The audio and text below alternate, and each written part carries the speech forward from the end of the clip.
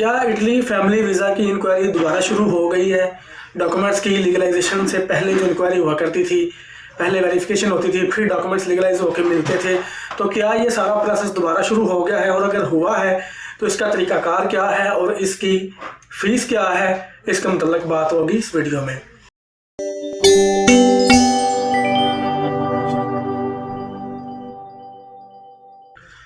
अस्सलाम वालेकुम, welcome to UI consultant में खुश आमदीद। उम्मीद करता हूँ आप सब खैरियत से होंगे।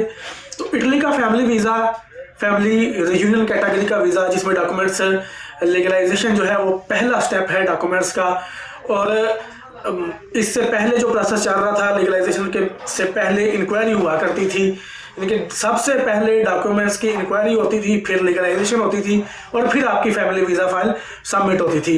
तो डॉक्यूमेंट्स की जो लीगलाइजेशन के लिए मेन स्टेप था वो था आपका इंक्वायरी का, जिसको एम्बेसी वालों ने ख़त्म कर दिया था कुछ टाइम के लिए, क्योंकि अब ये दोबारा स्टार्ट हुआ है। तो किस तरह हुआ है ये भी आपको बताऊंगा।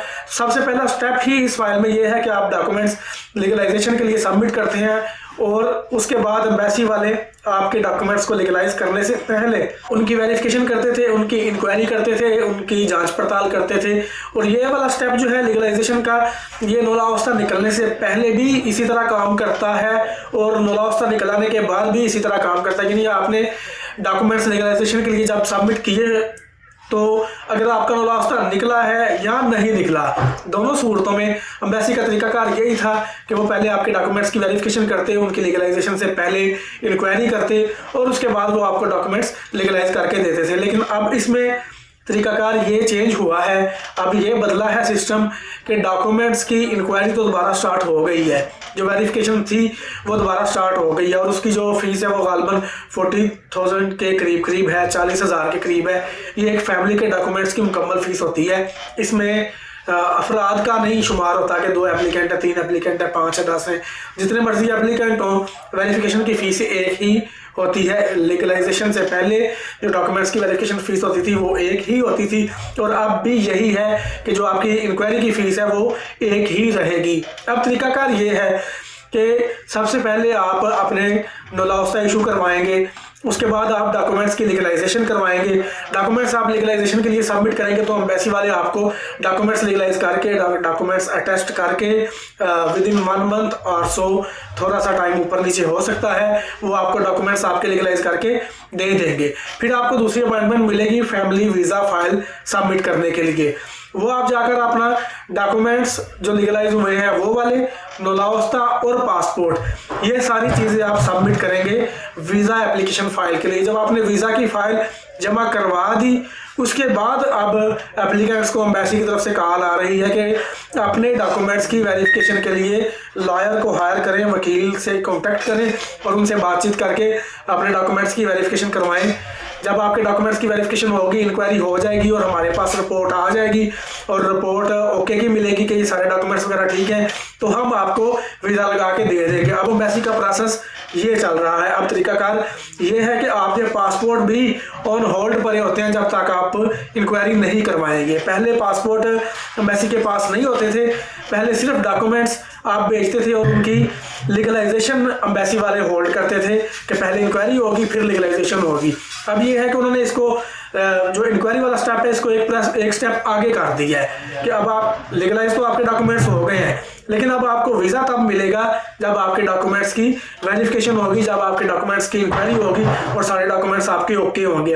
और एम्बेसी वाले ही आपको जो एजेंसी है, जो लॉयर का ग्रुप है, जो वकील है, उनके कॉन्टैक्ट नंबर वगैरह देंगे और सिर्फ उनसे उसी कॉन्टैक्ट नंबर के थ्रू और उसी एजेंसी के थ्रू आपने डील करनी है, अपनी इंक्वायरी वगैरह डन करवानी है जिसका एम्बेसी ने कहा होगा। बाज़ औक़ात ये भी एक मुग़ालता होता है कि कोई अननोन नंबर से कोई जानने वाले एक दूसरे के लोग इस तरह फ़ोन करके कह देते हैं जी मैं उनकी तरफ से आ रहा हूँ आपके केस की इंक्वायरी करने के लिए। तो इस तरह के किसी बंदे को आपने डील नहीं करना। आपको जो एम्बेसी ने कॉन्टैक्ट नंबर देना है अपने उस बंदे के थ्रू, उनके एजेंसी के थ्रू जो बंदा आ रहा है उसका नंबर एजेंसी से ही लेना है। जैसे कि कह लें मुनीर एक एजेंसी है जो इंक्वायरी के लिए ऑथराइज्ड है, तो सबसे पहले आपने उस कॉन्टैक्ट पे कॉन्टैक्ट करना है उस नंबर पे जो आपको एम्बेसी ने दिया। अब अगर वो कहेंगे कि हमारा बंदा आ रहा है इंक्वायरी करने के लिए, तो आपने उस बंदे का नंबर उसी एजेंसी से लेना है। बंदा आपको कॉल करके कहे कि मैं आ रहा हूँ, तो उस पर आपने तब तक यकीन नहीं करना जब तक आप उसको इस बंदे की वेरिफिकेशन, जो आपके डॉक्यूमेंट्स की वेरिफिकेशन के लिए आ रहा है, एजेंसी वालों से ना करवा लें कि जी ये आपका ही बंदा है, और उनसे उसका नंबर वगैरह ले लें। हो सकता है वो अपने ऑफिशियल नंबर के साथ आ रहा हो तो आपको ये सब कुछ करना ही ना पड़े, लेकिन अगर कोई नया नंबर आता है बीच में तो आप एजेंसी वालों से कन्फर्म कर सकते हैं जी कि ये आपका ही बंदा है। ये ना हो कि कोई ऐसे ही आए, इंक्वायरी के नाम पर इंक्वायरी कर जाए, फीस ले जाए, और फिर आपको पता चले कि हमारी तो अभी तक इंक्वायरी ही नहीं हुई। तो आपने कुछ प्रिकॉशंस होती हैं इस चीज़ में, एहतियात आपने करनी है कि जो आप कॉन्टैक्ट्स देख रहे हैं, जो फ़ोन नंबर है, जो ईमेल एड्रेस है, वो उसी एजेंसी का हो जो आपको एम्बेसी ने दिया है। तो ये इंक्वायरी का प्रोसेस अब दोबारा स्टार्ट हो चुका है। आपके डॉक्यूमेंट्स की वेरिफिकेशन अब आपको वीज़ा मिलने से पहले होगी। जैसे ही ओके की रिपोर्ट एम्बेसी को पहुंचेगी, आपको वीज़ा के लिए कॉल आ जाएगी। और हाँ, आप ये कहेंगे कि डॉक्यूमेंट्स तुम्हारा सबमिट है, डॉक्यूमेंट्स आपके सबमिट है, डॉक्यूमेंट्स आपके पास नहीं है, लेकिन एक सेट फोटोकॉपी का आपने अपने पास रखना है डॉक्यूमेंट्स का, और जो वकील है, जो एजेंसी है, उसको फोटोकॉपी का सेट एम्बेसी वाले देंगे। वो आपकी परेशानी नहीं है, उसकी फिक्र आपने नहीं करनी। तो इस तरह से ये प्रोसेस आपका काम करेगा। तो ये रही आज की वीडियो, जो कि उम्मीद करता हूँ आपको पसंद आएगी। वीडियो को पसंद आ गई है, वीडियो को लाइक करें, मुझे दुआ में याद रखें। खुदा हाफिज़।